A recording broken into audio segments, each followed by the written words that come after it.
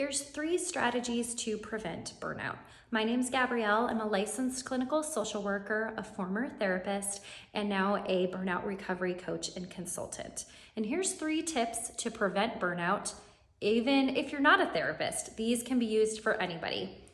Number 1, know your boundaries. You need to know what you can say yes to and what you need to say no to. And we don't get a printout when we're born of the things that are going to trigger us. But what we can do is take responsibility for understanding and regulating our emotions. So it's up to you to pay attention when your boundaries are being crossed. Number 2, imagine yourself in a bubble or a force field. Maybe if you just don't want to take on other people's energy, this is a really valuable tip. I literally imagine myself in a bubble, and I imagine the traumatic stories that clients are telling me, or if I am in a social situation and I find myself getting really drained from the people there, I'm in my bubble. Everything else that people are talking about or saying bounces off my bubble and it doesn't come into my heart space.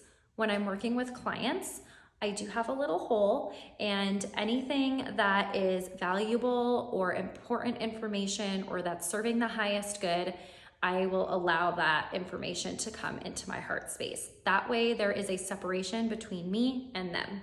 And number 3, have an end of day ritual. Your brain likes structure and routine. And so you can set up a ritual to let your brain know that work is done and we are moving into personal time now. How I do this is I am privileged and lucky enough to be able to work from home where I have a home office. And for me, when I am done for the day, I turn off the lights in my office and I close the door, and I don't go back into my office until the next day. And that signals to my brain like work is over and we're done. And I also have that clear separation of work and personal life, even though I work from home. That's just one example. For you, it might be listening to the same song at the end of the day and letting your brain know that workday is over. I used to work with a nurse who would never bring her work shoes inside the house. She would leave them in the garage. And again, that was just her way of separating work from her personal space. Find some sort of ritual or routine, just like we have a morning routine or a night routine, to have that separation between work and play.